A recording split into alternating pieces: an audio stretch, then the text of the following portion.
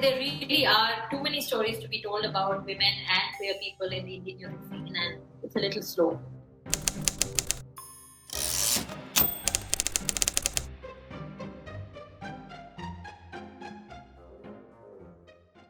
The trajectory as far as pay is concerned, there has been no difference from 10 years ago when I came into the scene, you know. Back then, early set, you got 5,000 bucks. Dude, today's people still offer you 5,000 bucks, dude.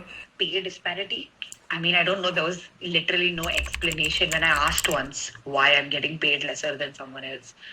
But it did happen. There is a lack of trust between the whole community as a whole that they don't trust a women artist. They think women fade away after a few years because they get responsibilities, they get yevo, and they don't take us seriously after that. I used to travel 22 kilometers just to learn music from my mentors, and people could not see that. Because of that flaky trust, there is a lot of lack of women in the community. I think that's the tone. The guys will always want you to work a little more harder to get to where they are, so to speak, you know?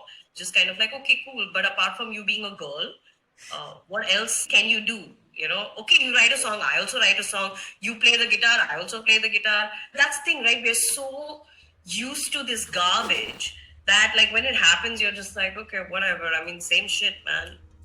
You realize that vendors don't want to take you seriously because all they know is that we can get the job done better because we're a man. The things that really tick me off are when the sound engineer is trying to mansplain how to use my own sound card.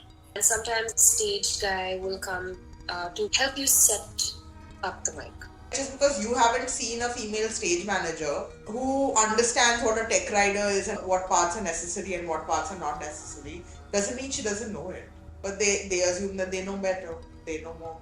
Oftentimes we would go to like smaller cities and the person who booked us there would like look at the man on my left or the man on my right and be like, okay, now how do we do this? And I'd be like, yo, you've been speaking to me for the last like 1 month. Are you serious right now? You're not going to look at my face? I've been working in the music industry for 17 years. There has not been a project, a gig, a festival, and I'm talking about India only, where a man has come and said, I will let you do it because you know better than me. Guys think that they can be an ally by constantly helping you out. Listen, man, I don't need help. If I need help, I will ask you. Just let us be. And if we need help, we will come to you. For the first few years, I didn't even wear makeup. If I wore makeup and I did my job, you're just not taken as seriously. If I wasn't in my steel-toed boots and shorts or just looking like a man, they don't take you seriously. And what the sad part about that is, it's not only your team that you're working with, it's also the audience, it's also the artists, it's also everybody that you're interacting with. It's difficult to kind of even get people to, one, acknowledge you, and two, I feel like you constantly have to work a lot more harder to even hold that position. There is nowhere that a female musician can complain to HR. Where are the support systems for women in the Indian music scene? That doesn't exist.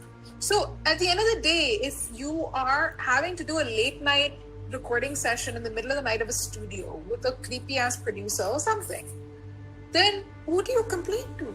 I've worked festivals as recently as 2018 where the FOH engineer, who was a senior engineer, spent 4 days of the festival talking to my chest. He did. It wasn't like I was wearing anything revealing or any of those things. We spoke to Yama Seth, who is one of the artist managers at Big Bad Wolf. She would be at this venue during like setup and sound check, and she would do an Instagram story where she would show you that she's the only woman like on ground. And this leads to so many other things like facilities for women, toilets. In a tier 1 city like Bombay and for a venue like Antisocial, there is no fucking green room. At fucking 1 o'clock, and there was just like a couple of like guards or whatever, and me and one of the guy's girlfriend, they were like, you guys have to leave because apparently it's illegal for women to be in like a club or a pub or whatever after 2 a.m. And literally the only reason we were there is because we were like picking up. And apparently it's a legal thing. And oh no, it's actually meant, for the safety of women.